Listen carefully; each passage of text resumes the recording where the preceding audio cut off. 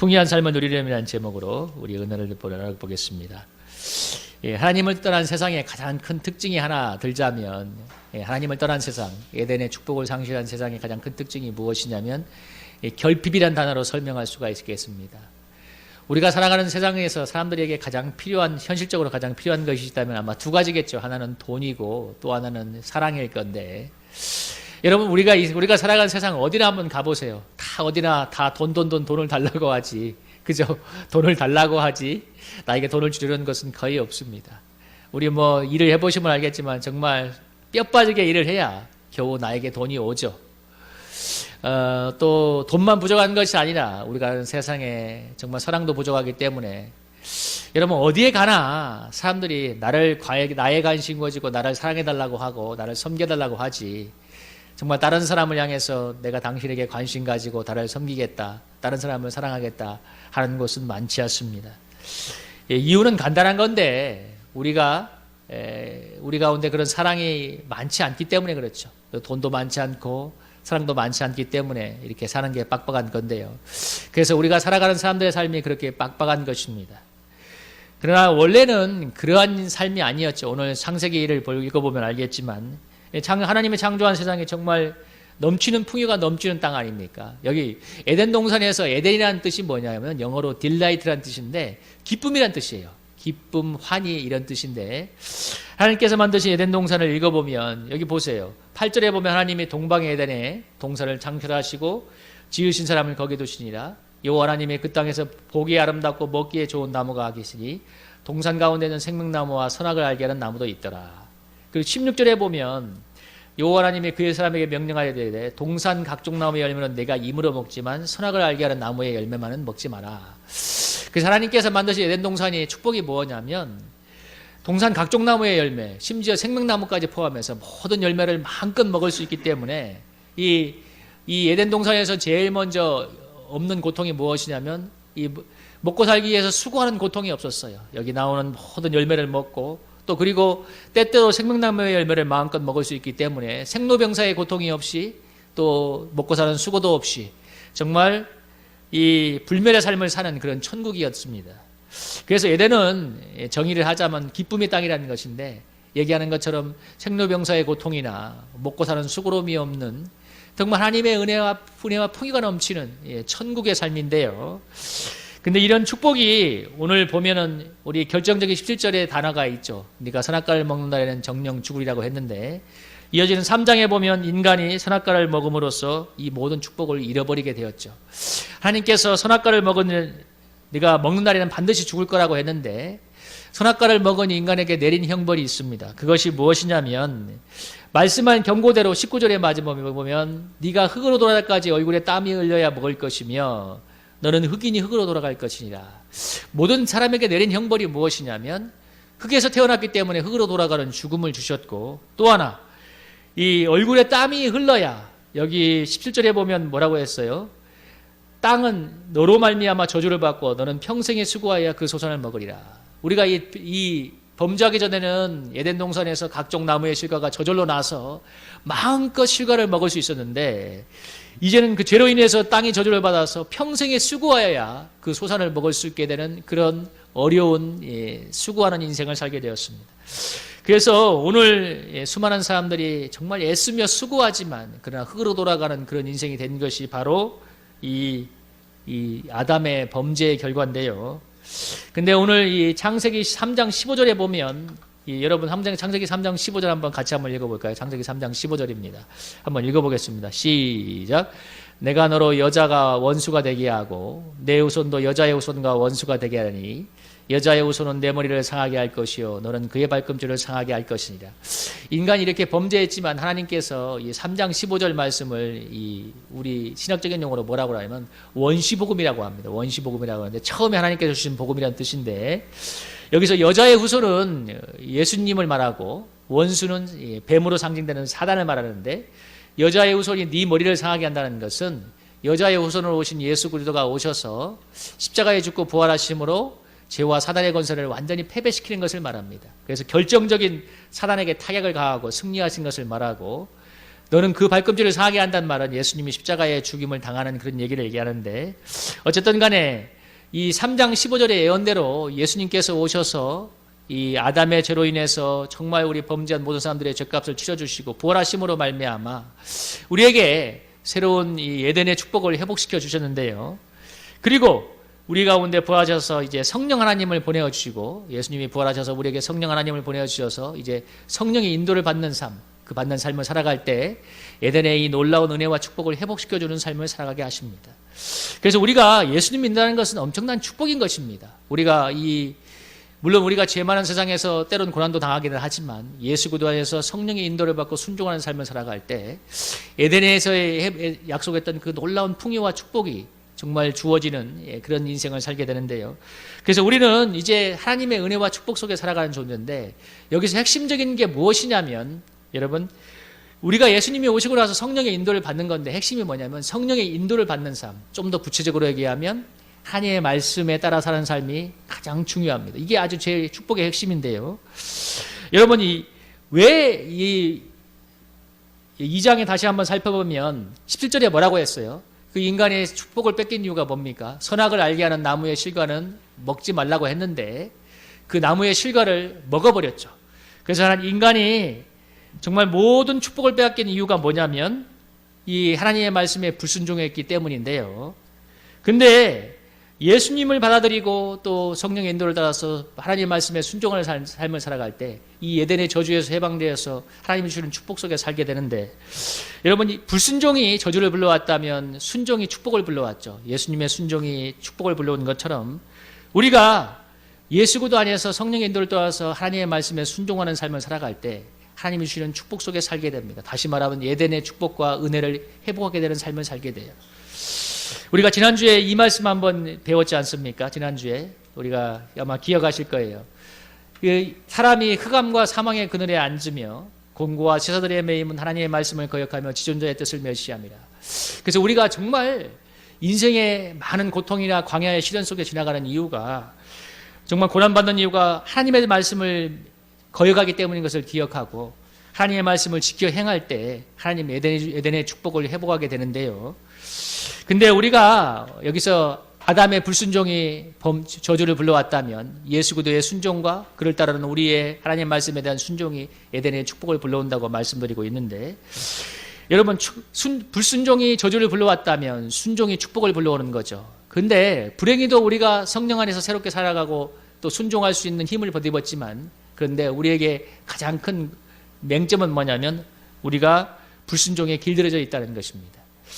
특히 이 시대의 가장 큰 문제 중에 하나는 뭐냐면 사람들이 이런 말을 자주 해요. 하나님의 말씀이 마음에 와닿지 않으면, 깨닫지 않으면 순종하지 않으려고 하는 것입니다. 여러분, 대부분의 사람들이 이런 말 많이 해요. 하나님의 말씀에 마음에 감동이 오고 꼭 해야 한다는 깨달음이 와야 순종하겠다는 얘기를 많이 하는데, 하나님의 말씀이 마음에 감동이 오고 깨달아질 때야 순종한다면 여러분이 너무너무 받을 수 있는 축복을 많이 놓치게 됩니다. 많은 사람들, 여러분들도 그렇죠. 설교 들으거나 성경을 읽을 때 나에게 감동이 오는 말씀, 깨달아지는 말씀에 은혜는 받을지 모르지만, 여러분, 하나님의 말씀이 깨달아지고 감동이 올 때야 순종하겠다고 하면 받을 수 있는 하나님의 축복이 너무너무 많이 사라집니다. 왜냐하면 우리가 하나님의 뜻을 다 이해하고 깨닫고 순종할 수는 없는 노릇이기 때문입니다. 여러분, 이 한마디를 기억하세요. 우리가 하나님의 뜻을 다 깨닫고 난 다음에 순종하려고 하면 깨닫는 순간이 너무너무 늦다는 사실입니다. 깨달음이 너무 늦게 온다는 거예요. 그러니까 하나님의 말씀에 순종해야 된다는, 하나님의 말씀이니까 순종해야 된다는 분명한 자세가 없으면 여러분, 우리가 하나님의 말씀대로 살아가기가 너무너무 힘이 듭니다. 하나님 말씀에 대한 어떤 감동이나 어떤 깨달음보다도 그것이 성경에 나와 있는 하나님의 말씀이 진리이기 때문에 순종해야겠다는 자세를 갖는 것이 아주 중요합니다. 이해가 되고 감동이 되어서 순종하는 것이 아니라 하나님의 말씀이기 때문에 순종하겠다는 자세를 가지게 될 때, 여러분, 그때 받을 수 있는 축복은 어마어마한 거예요. 우리가 꼭 깨달아야 될 게 뭐냐면, 많은 사람들이 조심해야 될 게 뭐냐면, 저도 옛날에 정말 착각했던 건데, 사람들이 깨닫고 나면 순종하겠다는 말을 하는데 아닙니다. 여러분, 순종을 해야 깨닫습니다. 깨닫고 나야 순종하는 것이 아니라 순종해야 깨닫게 되고, 순종을 한 뒤에야 말씀의 비밀을 깨닫고 하나님의 축복을 누리게 됩니다. 여러분 한번 질문 드릴게요. 여러분 아담이 그 선악과를 먹었을 때 그 불순종의 처절한 대가를 언제 깨달았습니까? 간단해요. 선악과를 먹고 범죄의 결과를 깨달았을 때 그때 깨달았어요. 여러분 쉽게 말하면 하나님의 말씀을 어기고 범죄해보니까 그 불순종의 대가가 얼마나 큰가를 깨달았죠. 똑같아요. 순종의 축복이 얼마나 큰가는 우리가 순종을 해봐야 아는 것입니다. 우리가 머릿속으로 뭐 감동이 오고 깨달아져야 순종하겠다는 것이 얼마나 위험하고 얼마나 많은 축복을 놓치게 하는 건지 모릅니다. 저도 굉장히 감동을 좋아해서 옛날에 그런 실수를 얼마나 많이 했는지 몰라요. 여러분 감동이 오고 깨달아져서 순종하겠다는 거 아주 위험하고 너무너무 많은 하나님의 축복을 놓치게 만듭니다. 여러분 이해가 되지 않고 감동이 없을지라도 그것이 하나님의 말씀이기 때문에 순종할 수 있다면 여러분 놀라운 은혜의 연소 속에 살게 될 줄로 믿습니다. 여러분 이게 아주 중요한 거예요. 여러분 제가 이 전도에 대해서 한번 말씀드리는데 여러분 우리 성도님들 전도하면 많이 부담스럽죠. 사실 뭐 한 달에 한 번 하는 것도 부담스러워 하시던데 근데 제가 전도를 하다 보니까 순종해서 받는 복이 얼마나 큰가를 느끼게 됩니다. 저도 전도와 나가서 받는 은혜가 너무나 커서 요즘 아주 기쁨으로 나가게 되는데요. 그냥 저절로 발걸음이 나가져요. 아주 은혜가 크기 때문에. 제가 2년 전 부임해서 송파에서 처음 전도를 나갈 때 사실 저의 마음에도 의문이 많았어요. 왜냐하면 저도 옛날에 막 대학 선교단체에서 많이 전도도 해보고 노방전도 정말 많이 해봤지만 이 송파란 이 도시에 와서 송파란 이 지역에 와서 참 이 전도제도 잘 안 받는 것 같은 이곳에 와서 여기는 좀 레벨이 있어가지고 최소한 내문화치 정도는 줘야 받는 것 같더라고 사람들이. 그런데 여기서 와서 내가 노방전도라는 게 무슨 전도가 될까 하는 저도 마음에 굉장히 사실 회의가 있었어요. 근데 지금은 전도 나가는 것이 아주 기쁨이 됩니다. 뭐 전도 열매는 하나님께서 따로 주시는 것이기 때문에 또 믿고 하지만 더 중요한 건 뭐냐면 여러분 당장 전도 열매가 맺히는 게 아니잖아요. 어떻게 그 결과만 보고 전도를 하겠어요. 제가 전도 현장에 나갈 때 주시는 은혜가 너무 크기 때문에 전도를 하는데 제가 주님의 명령이기 때문에 지상명령 때문에 순종해서 감당을 하다 보니까 이 전도 현장에서 받는 은혜가 아주 큽니다. 사람들은 이해하지 못해요. 제가 떼 앞에 나가서 생수를 나눠주고 할 때 그것이 왜 기쁨이 될까? 아니요. 저는 그 어떤 때보다 많은 은혜를 받습니다. 이것이 순종을 해본 사람이 받는 은혜예요. 그러니까 내가 은혜가 깨달아지고 이것이 느껴져서가 아니라 순종해볼 때 하나님이 부어주시는 은혜이기 때문에 저만이 또 순종해본 사람만이 알 수 있는 비밀이죠. 이 성경의 수많은 은혜와 축복들이 여러분 단언하건대 여러분 우리가 믿고 순종할 때 받을 수 있는 은혜와 축복들입니다. 예를 들면 여러분 이스라엘 백성이 여리고성을 돌라고 할 때 그 지난주에 얘기한 것처럼 그 말씀이 이해가 되나요? 중동의 떼약볕에서 하나님이 돌라고 하는데 여러분 정말 머리가 돈 사람이 아니면 그 성을 돌려고 하겠어요. 그런데 하나님의 말씀에 이해가 되지 않지만 순종할 때 여리고성이 무너졌지 않습니까? 이 말씀 열왕기하 5장의 말씀이 뭐냐면 아람의 군대 장관이었던 나만 장군이 이스라엘의 선지자 엘리사에게 문둥병을 고치기 위해서 찾아왔습니다. 그런데 엘리사가 10절에 보면 뭐라고 하냐면 일국의 군대 장관이 왔는데 엘리사가 아주 이 영적인 자존심이 세기 때문에 나가보지도 않았어요. 자기의 종을 보내면서 뭐라고 그랬냐면 여러분 10절에 5장 열왕기 5장 10절에 뭐라고 해요? 요단강에 7번 씻어라. 그러면 내 살이 회복되어 깨끗하여 하리라. 이 아람의 군대 장관 나아만이 이 말을 듣고 너무 화가 났어요. 11절에 뭐라고 해요? 내가 분노하면서 야 어디 강이 여기 노단강밖에 없냐?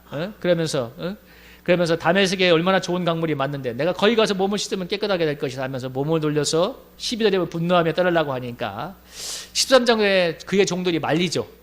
정말 더 큰 일도 해갔을 것이니까 여기까지 왔으니까 한번 말을 좀 들어보세요 해서 14절에 하인들의 말을 듣고 나아만 장군이 어떻게 했습니까? 하나님의 말대로 요단강에 7번 몸을 잠그니 그의 사이에 어린아이의 살기같이 회복되어 깨끗하게 되었더라. 여러분 나아만 장군이 이해할 수 없는 하나님의 어쩌면 모멸감을 느끼면서 돌아가려고 했지만 하인들의 만류 때문에 한번 마음을 돌려서 정말 그 선지자의 말에 순종했을 때 여러분 선지자를 통한 그것이 하나님의 말씀이었기 때문에 기적이 일어났던 것입니다. 여러분 우리가 일반 사람이 얘기한다고 그런 기적이 일어나겠어요?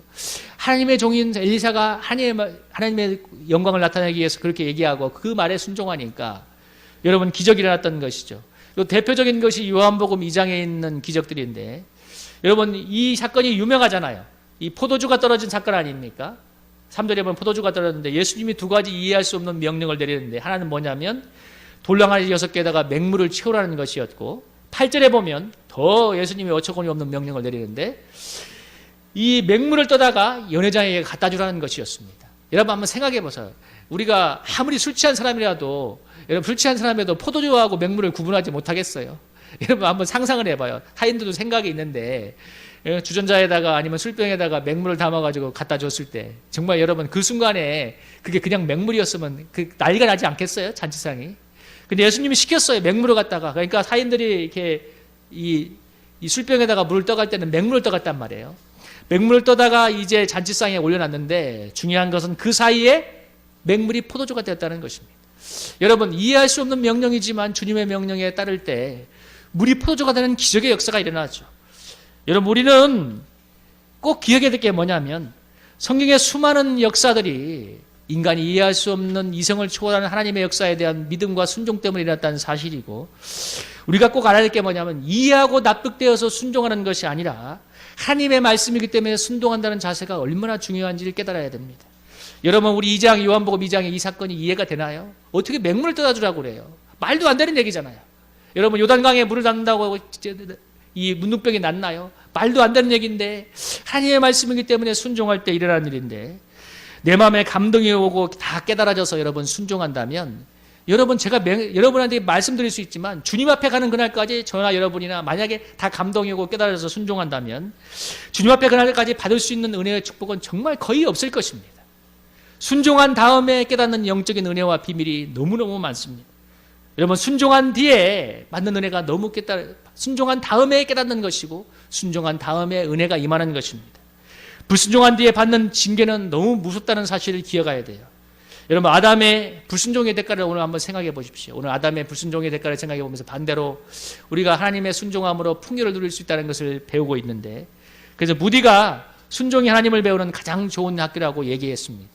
그래서 저는 오늘 이 주제, 하나님의 말씀에 순종해야 한다는 주제를 가지고 말씀을 나누고 있는데, 저는 기도하면서 이 말씀을 구해봤어요. 하나님, 우리 교회가 순종해야 될 말씀은 무엇일까요? 특별히 제가 뭘 기도했냐면, 하나님, 우리 교회 성도들이 참 열심히 사는 것 같은데 왜 이렇게 축복의 문이 막히고 다들 많이 힘듭니까?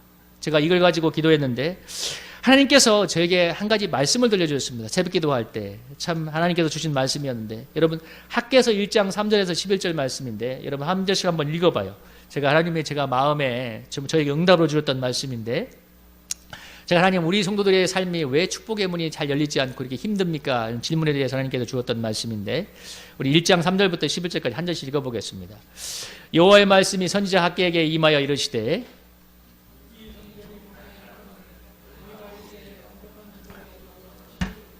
그러므로 이제 만군의 여호와가 이같이 말하노니 너희는 너희의 행위를 살필지니라.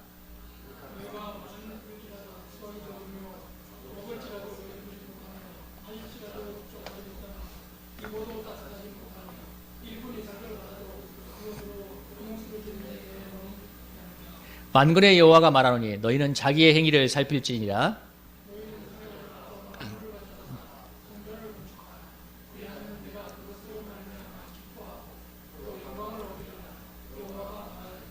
너희가 많은 것을 받았으나 도리어 적었고 너희가 그것을 집으로 가져갔으나 내가 불어버렸느니라.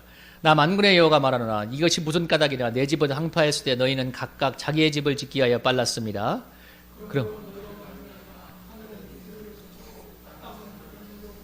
우리 함께 읽겠습니다. 내가 이 땅과 산과 곡물과 새 포도주와 기름과 땅의 모든 수산과 사람과 가축과 손으로 수고하는 모든 일에 한재를 들게 하였느니라. 여러분 이 학개서가 어떤 배경이냐면, 이스라엘 백성이 바벨론 포로 생활에 들어와서 성전 건축을 시작했다가 처음에 하다가 주위의 대적들의 방해로 인해서 약 20년간 중단되었던 적이 있었습니다. 그러니까 시간이 지나니까 사람들이 이 성전 건축을 향한 열망이 다 사라지고 이제 자기들의 사는 일에만 바빴던 그런 사건인데, 그때 하나님께서 어떤 징계를 내리셨냐면, 하나님의 전을 일으키는 데는 아무리 관심이 사라지고 각자 자기의 삶에만 몰두하니까 하나님이 이거였어요. 6절에 말한 것처럼 많이 부를지라도 수확이 적고, 11절에 가축과 손으로 수고하는 모든 일에 한재, 재해를 들게 하심으로 그들의 삶이 아주 어렵게 만드신 것입니다.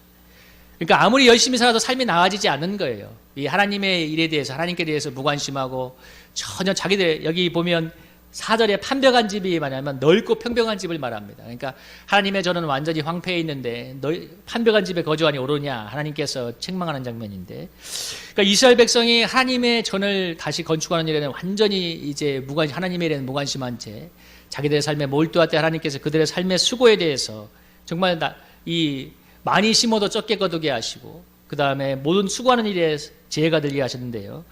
여러분, 저는 이 말씀을 묵상하면서 이 말씀을 제가 하나님께 기도하면서 우리 성도들의 삶이 정말 애쓰지만 왜 잘 나아지지 않습니까?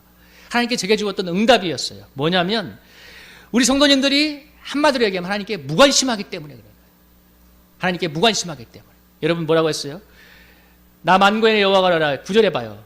내 집은 황폐했으 너희는 각기 자기의 집을 짓게 하여 빨랐습니다. 이게 무슨 말이겠습니까? 오늘 우리에게 적용하면 하나님께는 관심이 없다는 얘기입니다. 우리의 삶엔 너무너무 치열하지만 하나님께는 관심이 없다는 얘기예요. 여러분, 관심이 없는 것이 얼마나 무서운 거냐면 여러분, 관심이 없으면 여러분 아무것도 들려오지 않습니다. 여러분, 마음이 없어 보세요. 하나님 음성이 들리지 않고 순종이 무엇인가 모르게 됩니다. 그러니까 뭔 얘기냐면 순종을 하지 않는 건 마음이 없기 때문인 거예요. 이거 여러분 잘 생각하셔야 돼요. 우리가 설교를 안 들어서도 아니고 성경이 없어도가 아니라 하나님에 대한 관심이 없기 때문에 그 어떤 얘기가 들려도 여러분 이미 여러분의 마음속에는 듣고 싶은 마음, 순종할 마음이 없는 거예요. 여러분, 주님께서 이런 말씀하셨잖아요. 내 보물이 있는 곳에 네 마음이 있다고 했는데, 여러분, 우리 인생의 가장 중요한 보물은 사람들은 돈이라고 생각할지 모르지만 여러분, 제가 하나 가르쳐 드릴게요. 여러분 인생의 가장 중요한 보물은 돈이 아니라 시간입니다. 돈은 벌 수 있지만 여러분, 시간은 결코 벌어들일 수 없습니다. 우리는 하나님이 주신 시간만큼만 살 수 있기 때문에 시간이 생명이고 가장 귀한 것인데, 여러분 한번 제가 질문 드려볼게요. 여러분, 지난 한 주를 살면서 하나님을 만나는데 과연 이 귀중한 시간을 얼마만큼 쓰셨습니까? 하나님을 만나는데 지난 한 주 동안 살면서 정말 여러분 성경을 보고 기도하며 하나님을 만나기 위해서 얼마만큼 시간을 한번 썼는지 한번 생각해 보시기 바랍니다.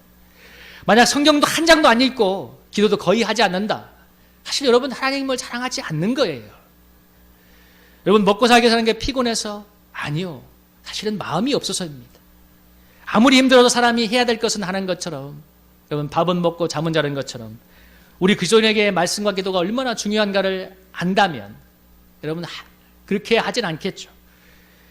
우리가, 여러분 제가 말씀드렸는데 우리가 하나님께 대해서 무관심하면 하나님도 우리의 삶에 대해서 여러분 축복을 거두어 가십니다. 많이 심어도 적게 거두게 하시고 많이 수고해도 여러분 지혜가 들게 하십니다. 하나님이 이유가 있어요. 하나님께서 우리에 대한 신앙을 깨우기 위해서 그렇습니다. 하나님은 우리를 사랑하지만 우리도 하나님을 사랑해야 되는 것이고, 하나님은 우리가 필요할 때 여러분 불러드리는 알라딘의 요술램프가 아니라 우리가 정말 두렵고 떨림으로 섬겨야 될 하나님이에요.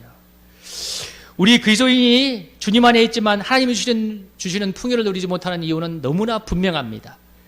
풍요의 근원인 하나님께 관심이 없어요. 아주 중요한 거예요. 아무리 좋은 것을 하나님이 주고 싶어도 하나님께 대한 관심이 없기 때문에 하나님이 주실 수가 없는 것입니다. 여러분, 제가 이걸 종종 비유하죠. 여러분, TV로 치면 이게 어떻게 비유하면 되냐면, 우리가 기독교 방송을 보려고 하면 여러분 기독교 채널을 맞춰야 되잖아요.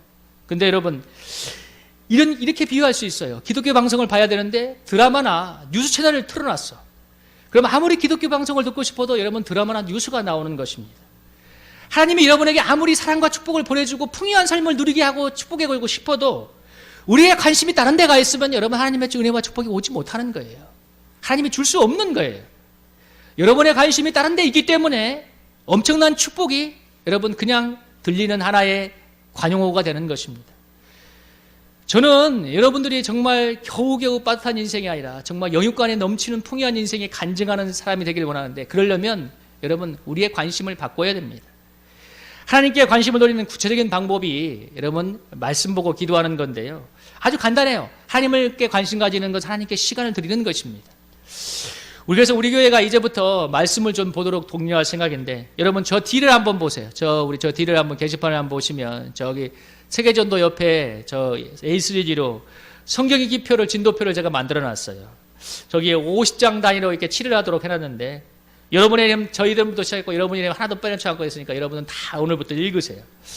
나중에 자세하게 설명드리겠지만 제가 성경 읽기 이렇게 저렇게 진도로 표를 하면서 성경 읽기에 독려를 하려는 마음이 있습니다. 이렇게 해서라도 여러분의 신앙에 유익을 한번 드리고자 함입니다. 왜냐하면 하나님께 관심이 없으면 여러분의 삶에 그 어떤 하나님의 은혜도 일어나지 않기 때문에 그래요. 사실 우리 교회가 여러분 정말 영적으로 아주 안이합니다. 주일 예배에는 그 어떤 것도 일어나지 않는 살아서나 죽은 자 같은 교회예요. 4대 교회와 똑같아요. 사실 그렇잖아요, 여러분. 여러분이 삶의 자리에서 하나님께 관심을 가지고 여러분 말씀 보고 기도하지 않는다면 어떤 축복의 역사도 여러분 오지 않을 것입니다. 여러분이 하나님께 말씀을 가지고 말씀 보고 기도하며 구체적인 삶의 순종을 하나하나 옮겨간다면 하나님의 축복이 저절로 열리게 될 것입니다. 여러분 오늘 말씀을 들으면서 여러분 제 말씀을 들으며 여러분이 마음에 하나 결정하시기 바랍니다. 선택하는 건데요. 여러분이 선택하시면 돼요. 영적으로 안약하게 살다가 계속 광야의 훈련 속에 살다가 쓰러져 죽을 것인가, 아니면 정말 하나님의 말씀을 경외하고 순종함으로 하나님의 풍요와 축복 속에 살 것인가, 여러분이 선택하시는 순간입니다. 한 가지 분명하게 말씀드린 것은 여러분 선택은 여러분의 몫이에요. 그동안 이런 신학적인 논쟁이 있었습니다. 뭐냐면 여러분 아담이 선악과를 따먹을 때 사람들이 가끔 그런 질문을 하잖아요. 왜 하나님이 자유의지를 주어서 범죄하게 만들었는가.